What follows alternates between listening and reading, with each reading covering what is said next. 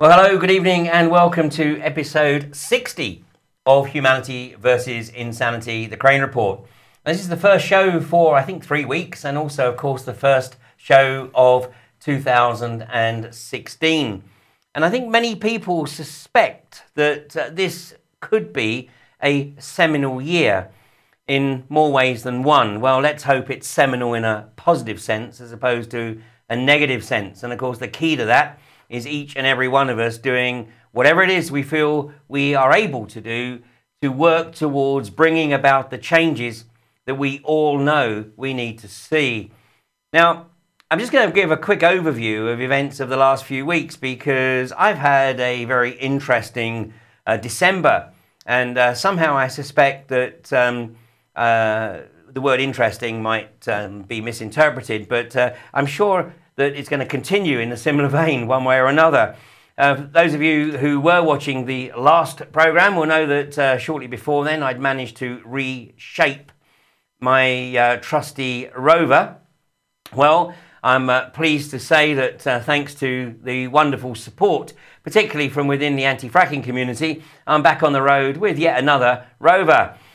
These are wonderful vehicles, and as you can see here, it did the job it was supposed to do. The front end crumpled, keeping the cockpit and indeed me in one piece. Well, if I thought that that was enough for 1 month, little did I know what was in store.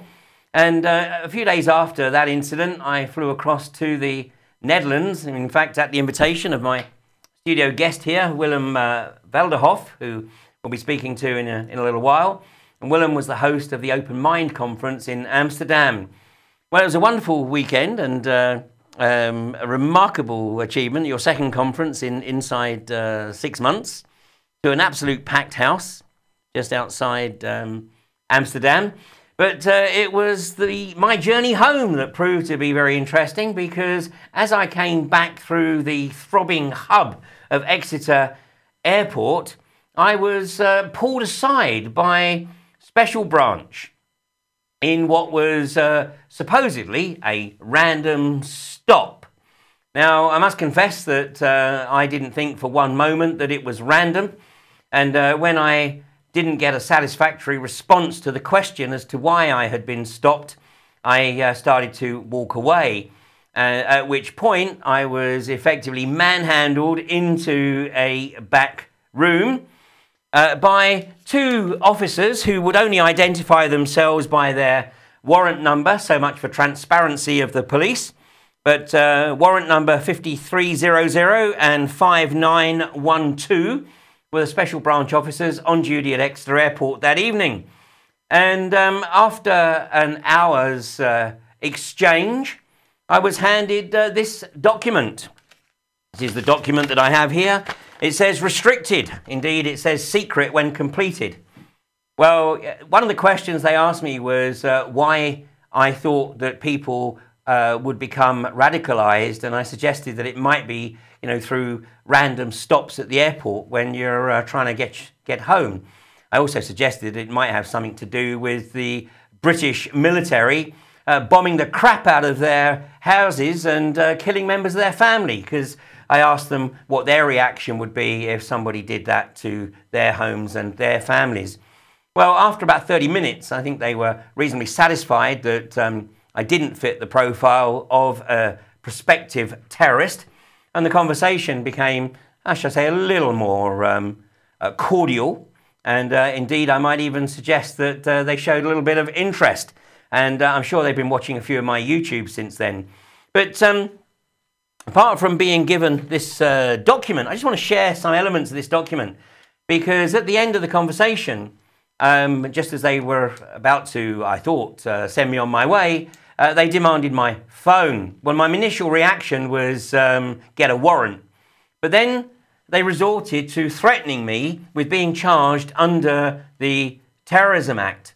And so reluctantly, I did indeed hand over my phone and asked the officer who returned it to make a comment in the corner, which you can see here, and it says, mobile phone examined for approximately 1 hour post-detention and returned to Mr. Crane. Well, of course, when he returned the phone, I asked him what he'd put on it. He suggested that he hadn't done anything other than take a copy and would go through the information that was on the phone, and assuming that there was nothing of interest, then delete it within 24 hours. But of course, I shall be submitting a Freedom of Information request sometime in the next few weeks, and I will be asking what information has been retained from this incident. But this is Exeter Airport, and I was travelling light. I was simply carrying a backpack at Border Force, and I have to say it's the first time I've noticed Border Force literally wearing black shirts and black ties. It really does, start to look like something out of the 1930s. Well, I just want to share a couple of things about this form that I was given, because such is the professionalism of Special Branch. I'm going to show you this extract, because on this section it says, do you want someone informed? The first line here says, you may, if you wish, at public's expense, have a fried. Well, it was rather late in the day, so I didn't intend hanging around that long. But, isn't this something outrageous? You would think that a document that is going to be issued to people that are detained, marked restricted, secret when completed, Schedule 7 to the Terrorism Act of 2000, notice of detention, you would think that the least they could do was make sure that the English in it was correct. And there at the bottom, you see the document. They wouldn't give their names.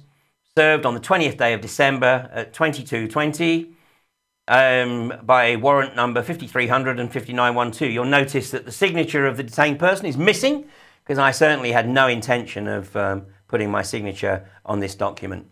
Well, I consider this to be outrageous. Well, I picked up a copy of, dare I say, The Sun today, and there was a column in there by Kelvin Mackenzie, who was whinging at having been stopped and searched at Dubai Airport. Well, he'd be certainly whinging if he was stopped by Special Branch.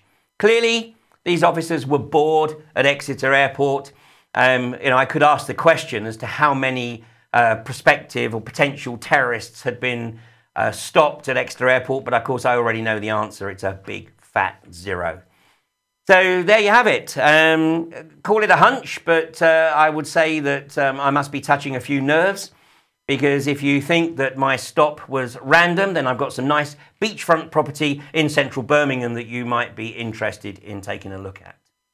There you have it. That's Special Branch. So Willem, if it wasn't for you, mate, I wouldn't have had the pleasure of the company of these gentlemen for a couple of hours. But what's your reaction to that? Well, it is shocking in a way, but we are now, this is the new norm. And these kinds of things, this should really alarm people. These kinds of things, I live in France and people are arrested there due to the latest Paris events. But these kinds of things are happening more and more. And it should really raise alarm bells around you, people who are close to you, which should really cause more proactive stand of people, because this is really very alarming in a way. We talk about this as if it's normal, but it isn't, and these are indications of where we are going, and it should really raise alarm bells with people. I see it around me, I see it with you, and it's bad. It's not good. Well, I actually made the observation to these two gentlemen, because my impression is that it certainly wasn't random, but they also had no idea why probably they'd been asked to stop me. And I think that probably became a little more obvious, especially once they went and looked at my YouTube channel. But I made the observation, I said, part of my frustration is that we are this close to being in a police state, a corporatist police state in the UK. And unfortunately, it's individuals like these gentlemen who probably don't even realise that they're actually facilitating the rapid move towards the corporatist police state. They actually believe the diatribe that's trotted out by the administration about stopping, terrorism, when actually what they're there to do is to shut down legitimate dissent in a democracy. Yes, and they don't question what they're doing actually. But now we're still in a time frame that we can still communicate with them. You communicated with them, and they were open for it. So we must make maximum use of it. That is still possible to communicate with these people, because they don't question themselves. So I will still have this opportunity to just communicate with these people. In France, after the latest attacks, it isn't even possible. You just are being arrested, period. So yes, it's a very good thing to confront these people with what they're actually doing, because they really don't know what they're doing. They don't think about it, because they're not being confronted with it. So that's why it's good for people to be proactive and confront these people. Just ask questions what they are actually doing, because they don't think about it. So it's true that's very important to address it to the people who are doing this and facilitating this police state, this molding into this. Absolutely. So what I'm thinking of doing is actually catching an earlier flight next time, so that I can actually schedule in an hour's conversation with Special Branch, and I can see whether they've been watching my YouTubes and watching Humanity versus Insanity, and we can actually have a discussion around the issues. Yeah. Because the vast majority of the people who are performing these duties are doing so in ignorance. Yes, and they are in the same ship, which is sinking. Yeah, absolutely. So once the ship is really sinking, they are put on it as well. And if you talk with these people, it's the same in Holland or in France. If you speak with police officers, for instance, or people who has to maintain order, and you speak with them, you notice that they have the same problems in society at home. They have the same problems, but once they're in this role of officer of the state, of the system, they don't think about it. But if you communicate with them, they have the same problems. So we're in this together in a way. Absolutely. Well, I did touch a nerve when I asked them how long it would be before they were wearing a G4S logo, on their badges. So, yeah, I mean, right now in early 2016, we have the good fortune that it was a 1-hour detention. My phone was taken away to be cloned, and probably have some bullshit tracking software put on there. But hey, what the hell? But, in a few years, if we're not careful, it may be something more sinister. We are sliding, that fast into the corporatist police state. So we really do have to stay out of fear. And I made the observation to the officer who brought my phone back. I said, I will, of course, be making this incident as public as possible. And I said, I shall also be expecting your protection, because now that, I've been tapped by a Special Branch, I will expect that you guys take very good care of me and make sure I get to wherever it is I need to get to. Because even if I should have a very unfortunate accident, obviously what occurred before Christmas was driver error, mine. But even if there should be an unfortunate incident, there would be a hell of a lot of people that would never believe it was an accident. So, and I have no intention of leaving this mortal coil anytime soon. My contract is not up yet. Anyway, meanwhile, those who did see episode 59 will recognise Willem. And Willem is a former, you're still an active, I think, KLM pilot, isn't that right? I'm not active anymore. No. You're not active, no. Okay, but you were working with, or did I mention a name? No, a major okay. Dutch airline. Okay. Yeah, that's okay. No, I was KLM pilot and Transavia pilot, and before that Flex Air. Rotterdam to London City. So, but that's like 2-3 years ago, out of service, not active anymore. Well, and for those people who did see the show, this was the graphic that I put up on that episode, Geoengineering, a pilot speaks out. And now you had a 25-year career, I think, flying MD-11s. Yes. Yeah, the McDonnell Douglas DC-11. And you made the observation in that episode that it was only in 2009 when you began to realise that there wasn't something wasn't quite right about the skies in which you were flying in. Yeah, correct. And somebody actually posted a comment on the YouTube page, and they said, "Well, how come it took you so long before you actually realised that something wasn't quite right?" Well, that's a good question. Answer is actually quite simple, because I didn't see it. So I was looking at the sky, but I didn't see it in a way. And so it crept up on you, so that it was like you didn't notice it? I just didn't. I mean, this is outside of the box. If you don't know it, you're not thinking about that there's spraying going on, so you don't think about it, and that's why you don't see it. It's not in my box, but I was confronted with it by an email of somebody who asked my opinions about the spraying programs, the chemtrail phenomena. So I said, well, I will look into it, and I thought, from my technical knowledge as a pilot speaking, I thought it was technically impossible to do this kind of spraying, besides the fact why they would do it. But from then I started to look differently at it and started doing research more on it and started to look even more outside the window of the cockpit. and then I saw it was very blatantly. So it takes a while for the mind to adapt on this new paradigm, if you want to call it like that. A good example is that I was at a reunion this year, beginning of this year, with 9 pilots, very experienced pilots, all 10,000 hours plus. And we were cycling through the area where the school, aviation school was.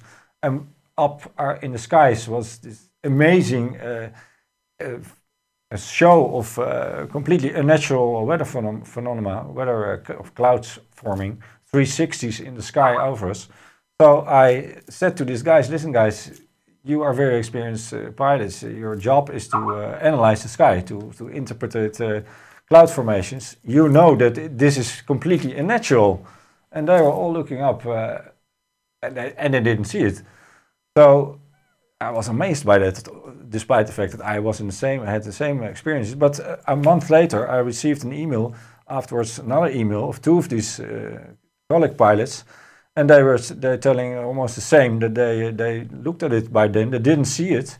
Now they see it. Their world was destroyed. One said, my world tumbled down, but now I see it. I'm thankful for it. He dived completely in it, and he's now fully aware of it, and is doing research and spreading the word so it's about like it. So it's like perhaps a lot of things that people don't actually notice something until it's pointed out to them. Yeah. And then all of a sudden you no longer miss it. It's almost like you create a worldview, and you don't allow anything to impact negatively on that worldview until it's pointed out. Yeah. The mind needs to adapt to the new reality, which is opening up in a way, and then you see it. But it needs some time. Somebody needs to point at you, but that can also be it's not an factual that you will then see it. You need to have the will to see it, to have your open mind by intention, and then. But it takes a while to really see it. I mean, this is really outside of the box. You don't expect these things to happen at all. So it needs some time for the mind to adapt on this reality, and then. But I was happy to see that I was not the only one who was weird, but 2 other pilots just now joined in this force or whatever, in this awareness that it is happening. I mean, nowadays it's so blatantly, but still, it's still for a lot of people. Nobody sees it. Yeah. So we have this is a picture of you, I think, in the cockpit. There we go. Yeah. Yeah. Oh. Now, last time we talked about geoengineering, and we talked about the process, if you like. But today, because it's extremely relevant, what we're going to actually address is something a little different. Because here in the UK, we've had phenomenal flooding over the past few weeks, and I mean, some places up in the northwest of England, they have literally been flooded out 3 times inside a fortnight. And of course, this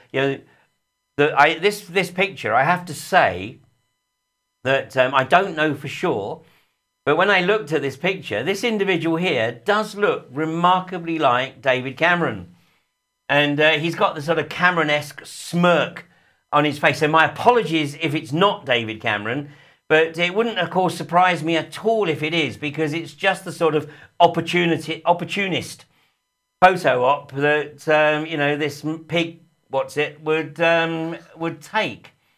And the reality is that this phenomena is being sort of used by the government as saying, well, this is unprecedented, nothing like this has ever happened before.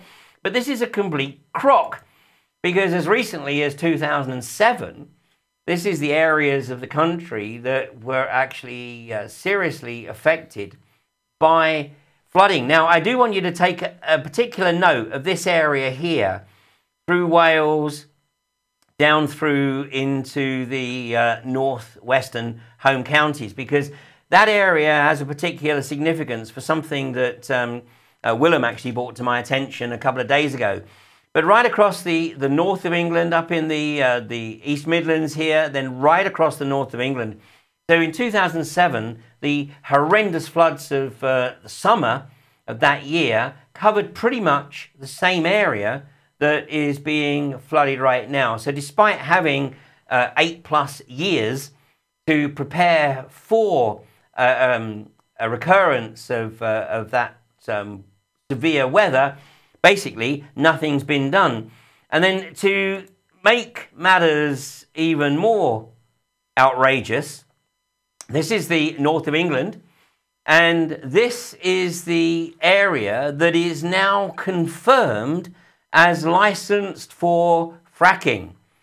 So apart from literally the High Pennines here, and there's a couple of areas within that area that were flooded that are not licensed, like Hebden Bridge and Mithenroyd, which is in the valley that runs, you know, between East Lancashire and West Yorkshire.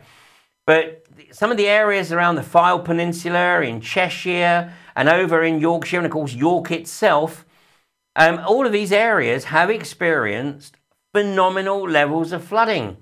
So imagine this in a few years' time, if, and it's a massive if, the unconventional gas industry actually gets its bits in the ground, and we see a repeat of what happened in Colorado a couple of years ago, but on a much more densely populated area, then we're looking at a true catastrophe. So, Willem, what we wanted to talk about tonight is weather modification, and a lot of people say weather modification. No, this can't be real. I mean, this is just science fiction, or it's conspiracy theory. But this is something that a lot of people either are not aware of or don't want to be aware of. And this is a statement from 1997 by Bill Cohen, who was the US Defense Secretary at the time. And in a Department of Defense news briefing, this is what he said. He said, "Others are engaging even in an eco-type of terrorism where they can alter the climate, set off earthquakes and volcanoes remotely through the use of electromagnetic waves.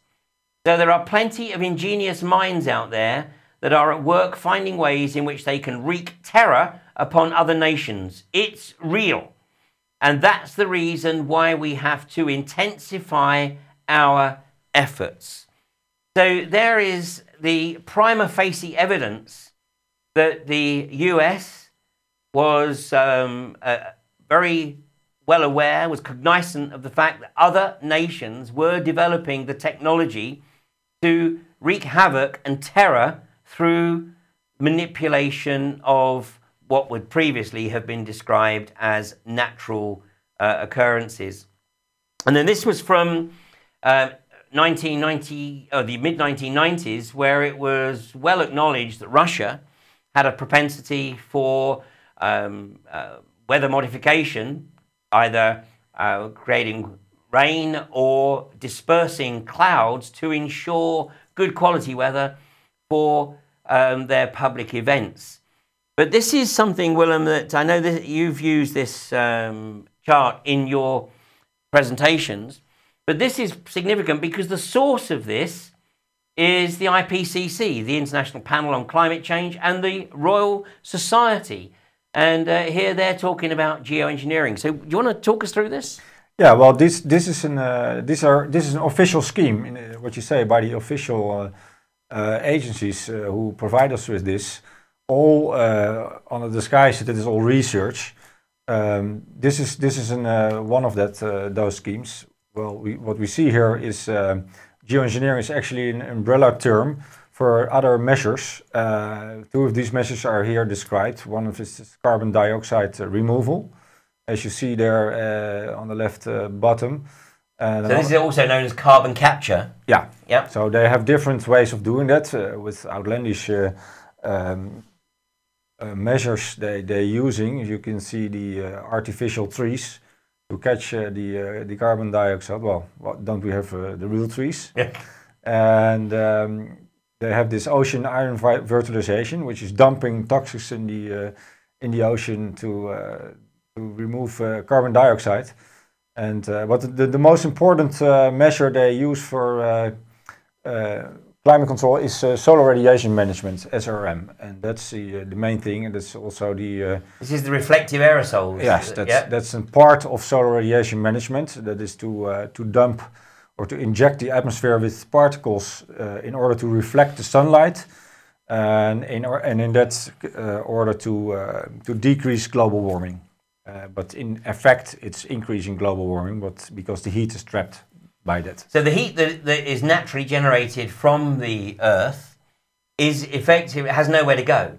Exactly. So, I mean, it's a well-known phenomenon that obviously if you have a cloudy sky at night, the temperatures are higher because the heat from the day is retained, whereas if you have a cloudless sky, then the temperatures are cooler because the heat can escape. Yes. And so by this cloud seeding or by this spraying, and what we're experiencing right now, certainly in Western Europe, is phenomenally high temperatures. I mean, I can remember when I arrived in Amsterdam on the weekend before I had my incident with Special Branch, I was standing at Amsterdam airport waiting for a friend to pick me up there, and I was basking in the, well, I would say the sun, but of course it wasn't the sun, it was the sun through a haze. Yes. But so there I was in the third week of December in temperatures of, I think, 17 degrees. Yeah, it's amazing, the temperatures. It's ridiculous also, but it's also an indication what's happening.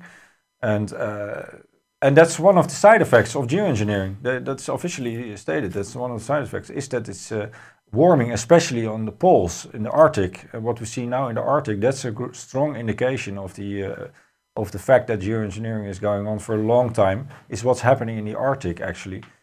Besides what's happening around the world, where we can see these temperatures in the winter time in December, which are completely off the scale records each month of the temperatures. And no snow in the ski resorts. No, it's off the scale records every month.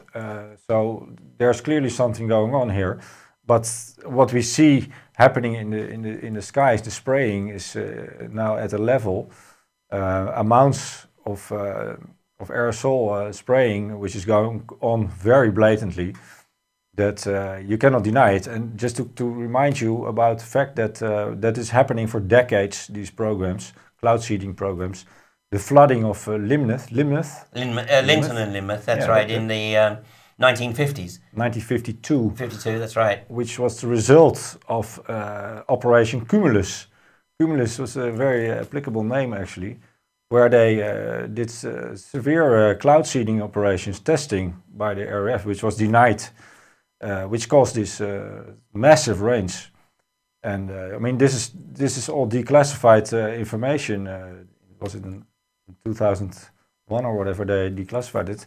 And by then they were denying it, and Met Office as well. They denied it that they were doing this, but now they admitted that it did happen afterwards. They always do it. So this.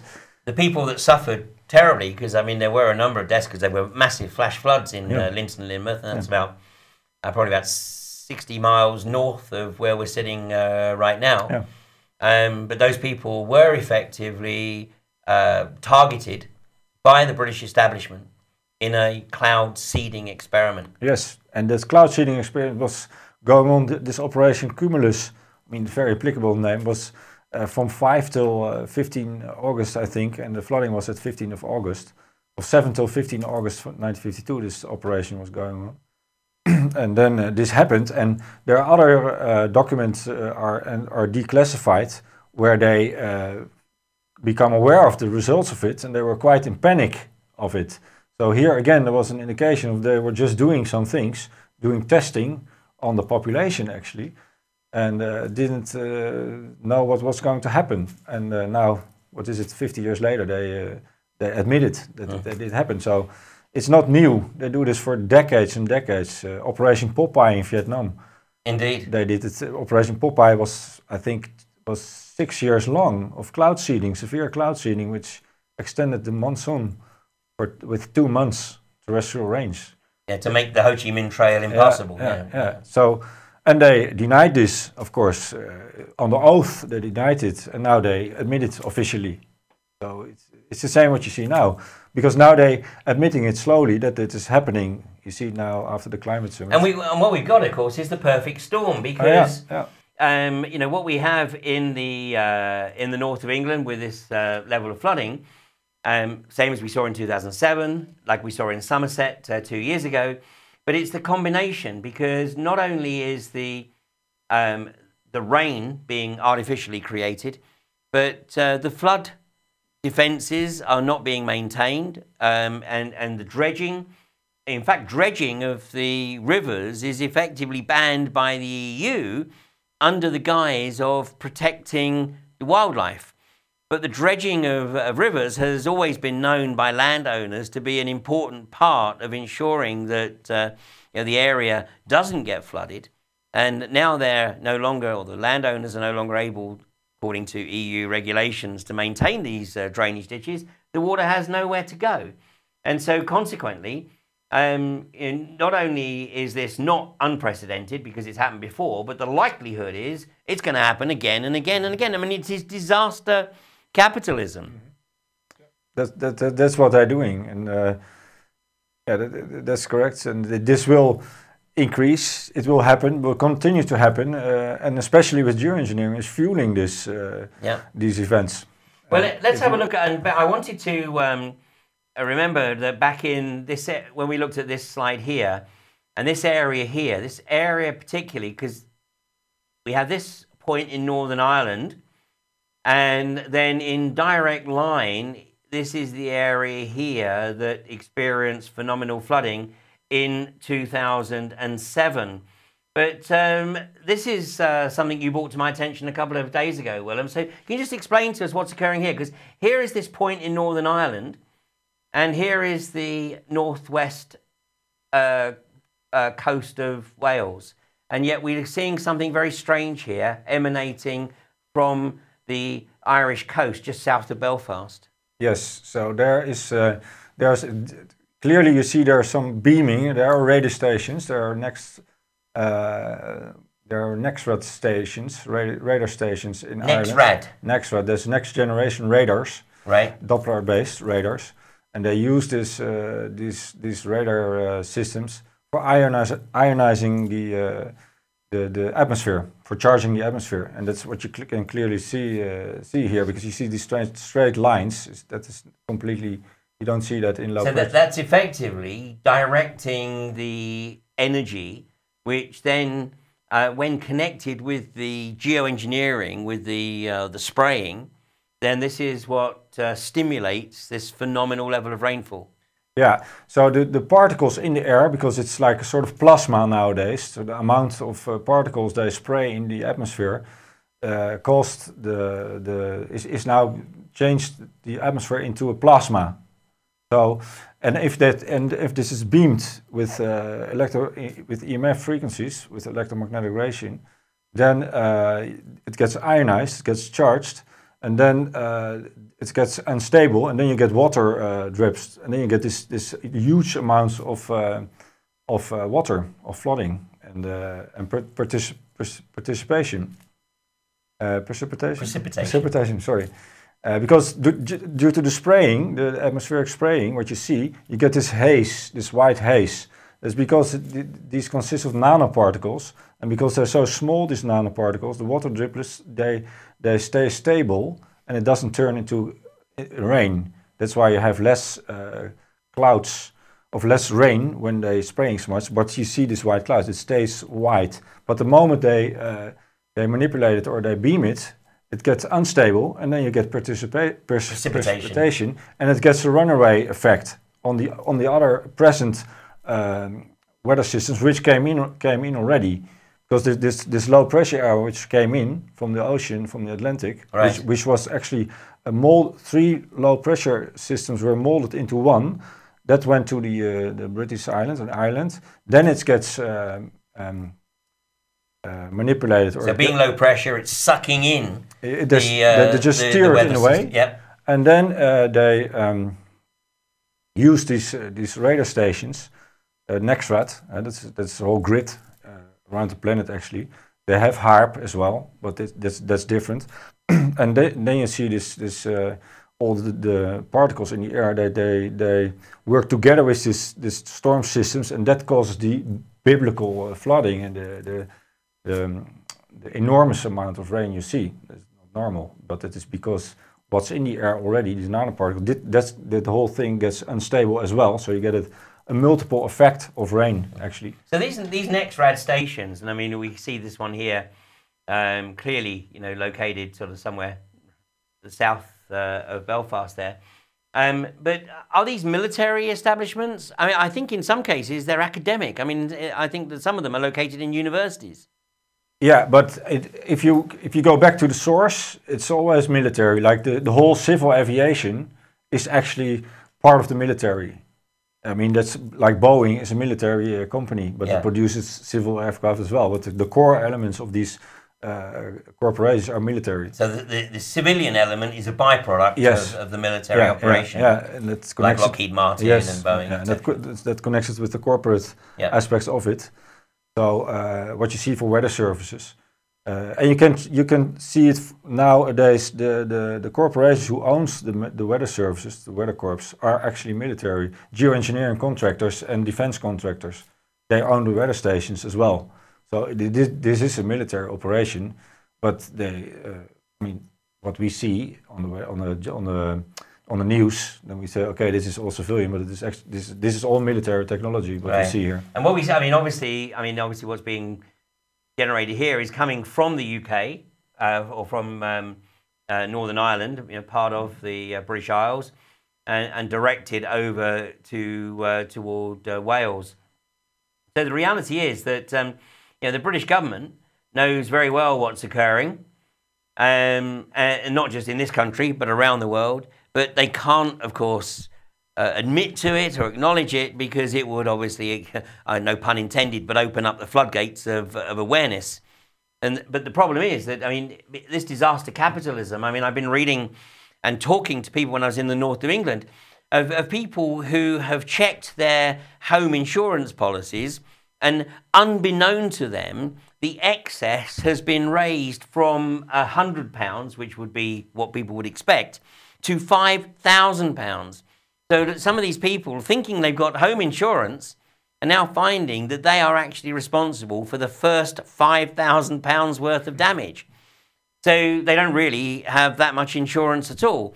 And of course, what this is going to do, I mean, the north of England, I mean, obviously there are pockets of wealth, but there's no question. I mean, the north is certainly not as wealthy as the south. And this is going to, force a lot of people into bankruptcy. So, and I can see call me a conspiracy theorist, God forbid. But I mean, you can see what's going to happen here. David Cameron has already alluded, not quite in so many words, but alluded to, well, once we get the northern powerhouse going, i.e. fracking, once we start generating the gas from the north of England, then we can use the revenues that we generate to furbish the flood defences. I mean, it is, in my opinion, it's starting to look more and more as though the British establishment has effectively launched environmental warfare on the people of the north of England, knowing full well that they can't retaliate. Yeah, and what's also interesting to see is that, I mean, there's a huge casino going on the stock market, of course, with weather derivatives. Yeah, and these trades in weather derivatives are also the corporations which are in it own have the geoengineering contractors, but they're also connected with the insurance companies and the weather stations. So they control the message. So they can actually control the weather, and they can speculate on, for instance, flooding. with insurance and all these derivatives, it's a huge money Casino. making casino going on. This. It's yeah. Well, let's have a look at some of the weather pattern or sky patterns that people should look out for. I mean, this is clearly something that is extremely unnatural because it's very, very rare, one, to see so many aircraft in one location, but certainly not to be traveling at 90 degrees to each other. But this is the phenomena that is being experienced, and this is what we need to get people to look at. I mean, I remember the days, and you know, I've had the good fortune to travel to locations where there are very few aircraft. And so I've still had the opportunity to see those beautiful clear blue skies where you can, you know, squint at the sun, but you're getting, you know, pure sunlight. In Northern Europe, that's actually becoming a distant memory, because now, even on a relatively clear day, and in fact, I think the 2 days that we had of the weekend of the conference in Amsterdam, they were reasonably nice days, but there was this haze across the sun. So it was like in this picture here, where unfortunately you could see the sun, but only through the haze here. Well, we have now global dimming 25% the past decade, 10 years. It's increasing even 28%, I think. Less sunlight, 28% less sunrise is reaching the Earth's surface. So this is clearly the result of the ramping up of geoengineering. Which is actually having the effect of increasing vitamin D deficiency, particularly amongst children. Yeah, it's an epidemic of vitamin D shortage. Also interesting to know is that this contrail forming, because it's very difficult to form a contrail. You have to have certain atmospheric conditions. They have to be perfect in order to be able to see a persistent ice crystal contrail. And these conditions are hardly ever present. So it's technically also impossible that you can see contrails, that you can create contrails without adding particulates in it. Well, so, you know, I had somebody contact me who works in the film industry, and they actually suggested that some older films are being re-engineered to include the geoengineering in some of the shots, because too many of the old films show clear blue skies, which is a phenomenon, of course, that's becoming so rare now that it's almost considered unnatural. And so the films are being doctored to incorporate the geoengineering. Yeah. Yeah. Staggering, isn't it? Yeah. We're running out of time, Willem, but I mean, this is a big subject. I mean, here's another clearly unnatural cloud formation.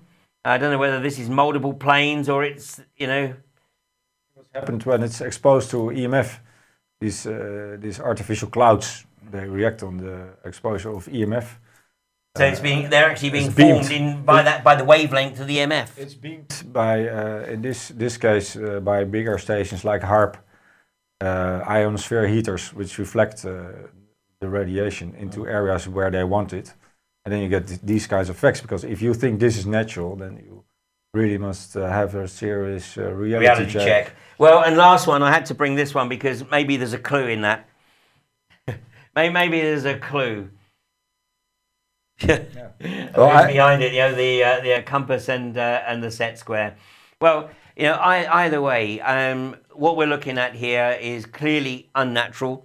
And once again, all we can do is encourage people to do their own research. I mean, anyone who still believes that what's happening in the skies is natural and is solely related to an increase in aircraft traffic really needs to take a deeper look. And the extreme weather that we're experiencing is not natural. Now, it's unlikely that any member of the establishment is going to acknowledge this anytime soon. But it is important that people do their own research and especially take a look at weather wars and take a look at you know, some of the comments that were made 20 and 30 years ago regarding the recognition that weather manipulation was real. It was as real then as it is now. So, Willem, an absolute pleasure to welcome you to the studio. You know, and fantastic that, I mean, last time we were hooked up via the studio, but I was in the north of England, you were in the Netherlands, and now we're all together in the studio. And as I go into 2016, I want to take the opportunity to acknowledge the fantastic contribution of the UK column, Brian Gerrish, but most particularly Mike Robinson, who's been the stalwart, working the other side of the cameras here and looking after all the technical aspects, who's been doing this for the past 60 episodes of Humanity versus Insanity and nearly 80 episodes of Fracking Nightmare. And we'll be talking a little bit more about the impact of this weather manipulation in the north of England on Fracking Nightmare at 9 o'clock. So thanks for joining us and see you next week. Thanks, Willem.